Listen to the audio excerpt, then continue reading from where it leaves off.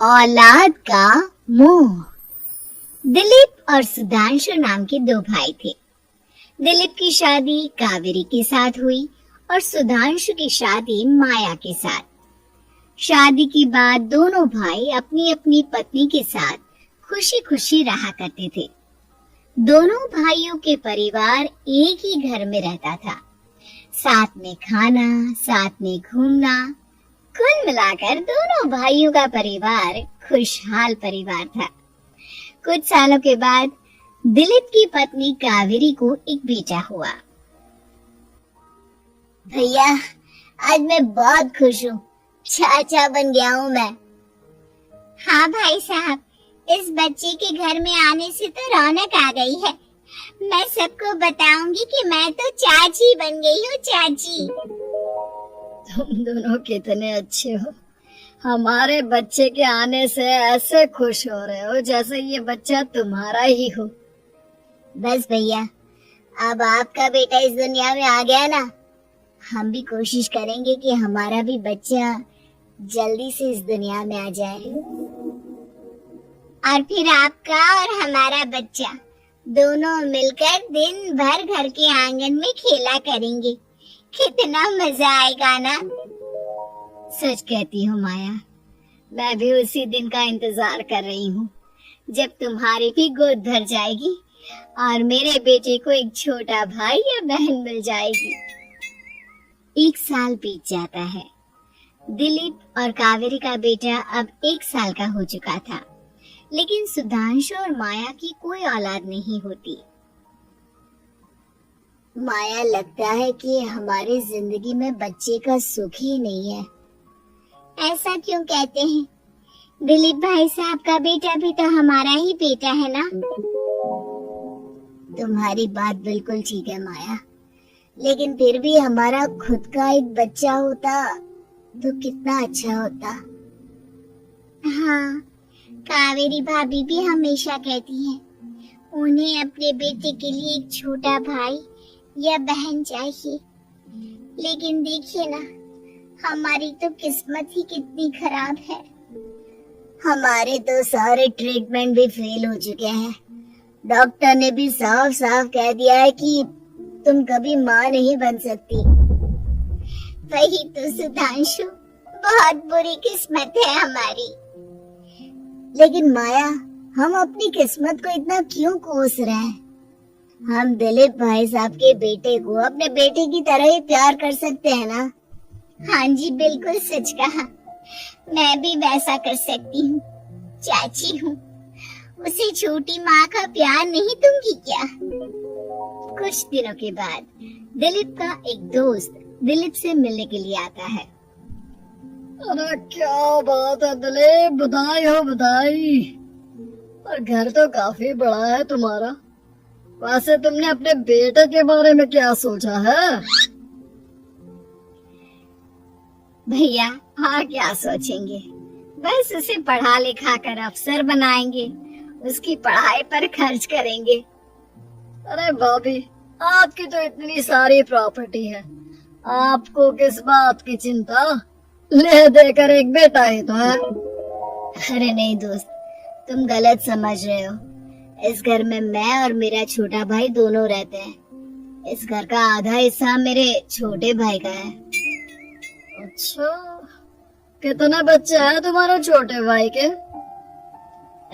भैया, उनके साथ ना कुछ प्रॉब्लम है। मेरी देवरानी कभी माँ नहीं बन सकती। अरे फिर किस बात की चिंता? अरे मैं तो कहता हूँ अपने बेटे के भविष्य के बारे में सोचिए ही मत। बस ये घर उसके नाम करवा दीजिए। देखिए, आपके भाई का भी कोई बच्चा नहीं है तो सब कुछ आपके बेटे को ही मिलना चाहिए। लेकिन ऐसा करना क्या सही होगा? अगर उनका बच्चा नहीं है तो क्या हुआ? ये घर आधा उनका है, उनकी जो मर्जी है वो करें। अरे कैसी बात करते हो? उनकी कोई औलाद नहीं है, वो क्या करेंगे प्रॉपर्टी अपने नाम रखकर? हाँ, वैसे भाई साहब आपकी बात तो बिल्कुल सही है। अब जो कुछ भी है वो हमारे बेटे का ही तो है। आखिर वही तो इस घर के वंश को आगे बढ़ाएगा। मैं कल ही देवर जी से बात करती हूँ। अगले दिन सुधांशु और माया, इधर आओ। तुम दोनों से बहुत जरूरी बात करनी है मुझे। बताइए ना भाभी, क्या बात है? आपको कहीं जाना है तो आप अपने बेटे को मेरे पास छोड़कर जाइए, मैं ही पूरा दिन रख लूंगी उसे। अरे नहीं माया, वो तो मुझे पता है। मैं किसी और चीज के बारे में बात करना चाहती हूँ। बताइए ना भाभी, क्या बात है? देखिए देवर जी, आपका कोई बच्चा है नहीं, लेकिन मैं जानती हूँ कि आप हमारे बेटे को अपने बेटे की तरह ही प्यार करते हैं। भाभी, बेटी की तरह नहीं, वो हमारा ही बेटा है। मेरे लिए तो वो मेरा ही बच्चा है। वही तो फिर क्यों ना ये सारी प्रॉपर्टी हम मेरे बेटे के नाम करवा दे, क्योंकि तुम्हारा हो या मेरा, हम सबका एक ही तो है बेटा। लेकिन भाभी, अभी तो वो सिर्फ 1 साल का है। अभी से प्रॉपर्टी उसके नाम करवाने का क्या मतलब है? देखिए देवर जी, जो काम जितना जल्दी हो जाए ना, उतना अच्छा। आने वाले वक्त का क्या भरोसा। भाभी, भरोसा क्यों नहीं, हम तो हमेशा आपके बेटे को माँ बाप की तरह ही प्यार करेंगे। हाँ, लेकिन फिर भी मैं चाहती हूँ कि ये सारी प्रॉपर्टी मेरे बेटे के नाम हो जाए। अब मुझे नहीं लगता तुम दोनों को इसमें कोई भी परेशानी होगी, है ना? भाभी, वैसे तो आप जो कह रही हैं वो बहुत जल्दबाजी है, लेकिन फिर भी अगर आपको ऐसा लगता है तो ठीक है। कल ही प्रॉपर्टी के पेपर बनवा लीजिए, मैं और माया उस पर साइन कर देंगे। इस तरह से अगले दिन प्रॉपर्टी के पेपर बनवाकर सारी प्रॉपर्टी दिलीप और कावेरी के बेटे के नाम पर करवा दी जाती है। कुछ दिनों के बाद, सुधांशु, सुबह सुबह ये कौन लोग आ गए हैं तुम्हारे घर पर? भैया, वो ऊपर वाला कमरा खाली पड़ा था ना, सोच रहा था किराएदार रख देता हूँ। लेकिन किराएदार रखने से पहले आपने हमसे पूछा भी नहीं। भाभी, इसमें आपसे पूछने वाली क्या बात थी? हमें एक ही कमरे की जरूरत थी, इसलिए सोचा दूसरा कमरा किराए पर दे देते हैं, कुछ इनकम हो जाएगी। अरे माया, ये सारी प्रॉपर्टी अब मेरे बेटे के नाम पर है, और यहाँ पर जो कुछ भी होगा उसके लिए तुम्हें मेरी या दिलीप की परमिशन तो लेनी पड़ेगी ना? हाँ सुधांशु, तुम्हारी भाभी ठीक ही तो कह रही है। अब देखो, तुमने खुद अपने हाथों से ये प्रॉपर्टी हमारे बेटे के नाम की है, वह भी बहुत छोटा है, तो इस घर से रिलेटेड सारे फैसले तुम्हें हमसे पूछ कर लेना चाहिए। भाभी, हमें तो लगा था कि आप हम लोगों से बहुत प्यार करती हैं, लेकिन आप तो हमारे साथ भेदभाव करने लगी। अरे, इसमें भेदभाव करने वाली क्या बात है? और मैंने कौन सा तुमसे कुछ गलत मांग लिया?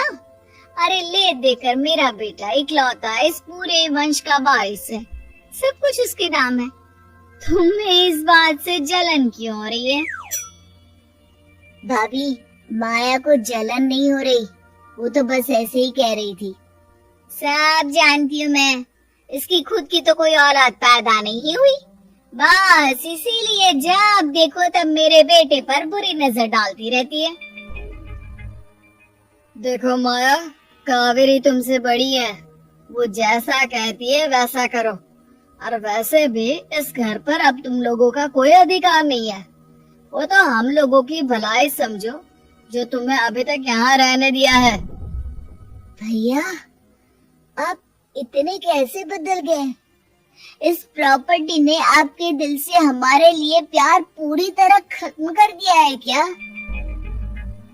इसी तरह वक्त बीतता जाता है और देखते देखते दिलीप और कावेरी का बेटा प्रणव 25 साल का हो जाता है और उसकी नौकरी लग जाती है। पापा, आज मेरा अपॉइंटमेंट लेटर आ गया है, मैंने सिंगापुर में जॉब ज्वाइन कर ली है। लेकिन प्रणव, विदेश में नौकरी करने जाने से पहले तुम्हें कम से कम अपने मम्मी पापा से एक बार पूछना चाहिए था ना? इसमें पूछने वाली क्या बात है माँ? मैं सिंगापुर जाकर जॉब करना चाहता हूँ तो करना चाहता हूँ। देखो प्रणव, हमने तुम्हारे लिए इतनी सारी प्रॉपर्टी यहाँ पर रखी हुई है, उन सब का क्या होगा? यहाँ रहो, बिजनेस करो। सॉरी पापा, मैं यहाँ रहकर कोई बिजनेस नहीं करने वाला। और ये जितनी भी प्रॉपर्टी आपने मेरे लिए संभाल कर रखी है ना, ऐसे ही किसी को दान में दे दीजिए, क्योंकि मैं सिंगापुर से वापस इंडिया आकर कभी नहीं रहने वाला। दिमाग खराब हो गया है तेरा? जानता नहीं, तेरी वजह से हमने तेरे चाचा चाची से लड़ाई करके पूरा घर तेरे नाम करवा दिया था। हाँ, तो ऐसा करने से पहले आपको सोचना चाहिए था ना। और मम्मा, मैं तो वैसे भी उस वक्त 1 साल का था। मेरा इस मैटर से कोई लेना देना नहीं है। कैसी बात कर रहा है ये लड़का? अरे तेरी वजह से अपने छोटे भाई से दुश्मनी लेकर बैठा हूँ मैंने तो उसे घर से भी निकाल दिया। जानता नहीं तू, बाजू वाले घर में एक छोटा सा कमरा किराए पर लेकर रहते हैं तेरे चाचा चाची, और ये सब मैंने तेरे लिए किया। देखिए पापा, आपने जो कुछ भी किया अपने लिए किया। मैंने आपसे कब कहा था कि मुझे ये प्रॉपर्टी और घर चाहिए? और वैसे भी अपने भाई के साथ इस तरह का बिहेव करके आपने कोई अच्छा काम तो किया नहीं। तो सही कह रहा है बेटा, हमने तेरे चक्कर में अपने छोटे भाई जैसे देवर और बहन जैसी देवरानी को इस घर से निकाल दिया। बहुत बड़ी गलती हो गई मुझसे। ठीक है मॉम, तो अब आप अपनी गलती सुधारो, लेकिन मुझे तो फौरन जाना है, मैं वहीं जाऊंगा। अब आगे क्या करना है ये आपका डिसीजन है। और प्रणव सिंगापुर जॉब करने के लिए चला जाता है। कुछ दिनों के बाद जब दिलीप और कावेरी को अपनी गलती का एहसास होता है, तो वो सुधांशु के घर पहुंचती है। सुधांशु, माया, हमें माफ कर दो, हमसे बहुत बड़ी गलती हो गई। क्या हुआ भाभी? आज इतने सालों के बाद आप हम गरीब लोगों के घर क्या करने आई हैं? भाभी, हमने तो खुशी खुशी अपने भतीजे को सब कुछ दे दिया। अब हमारे पास कुछ भी नहीं बचा है। भाई, मुझसे बहुत बड़ी गलती हो गई। जो तेरे जैसे भाई को मैंने प्रॉपर्टी के चक्कर में घर से निकाला, और जिसके लिए मैंने ये सब कुछ किया, वो खुद ही विदेश चला गया। भैया भाभी, जिस बेटे के लिए आपने हम लोगों को इतनी तकलीफ दी, आपस की प्यार को बिगाड़ा, जब वही आपसे दूर चला गया तो आपको इस बात का एहसास हुआ। लेकिन माफ कीजिए, अब हम आपके साथ रहने के लिए उस घर में नहीं आ सकते। नहीं नहीं माया, ऐसा मत कहो, मुझसे बहुत बड़ी गलती हो गई। प्लीज वापस चलो, मैं वो घर फिर से तुम्हारे नाम कर देती हूँ। भाभी, मैं उस घर का क्या करूँगी? किसके लिए? मेरा कोई बच्चा नहीं। मैं तो बस जिंदगी भर आप लोगों के साथ प्यार से रहना चाहती थी। प्रणव को अपने बेटे की तरह प्यार करना चाहती थी, लेकिन आपने मुझसे वो अधिकार छीन लिया। भाभी और भैया, एक सवाल पूछना चाहता हूँ आप लोगों से। जो बच्चा कुछ ही दिन पहले दुनिया में आया हो, जिस बच्चे के भविष्य का आपको पता ही ना हो, उसके लिए अपने पुराने रिश्तों को तोड़ देना, अपने सगे रिश्तेदारों से दुश्मनी मोल लेना, उनके साथ झगड़ा करना, उनकी बेइज्जती करना, क्या ये सही है? कम से कम हमें सही वक्त का इंतजार तो करना चाहिए ना। सिर्फ प्रॉपर्टी के लिए अपने सगे भाई को घर से निकाल दिया, वो भी अपने 1 साल के बेटे के लिए। क्या ये वाकई में सही था? जवाब दीजिए मेरी बात का।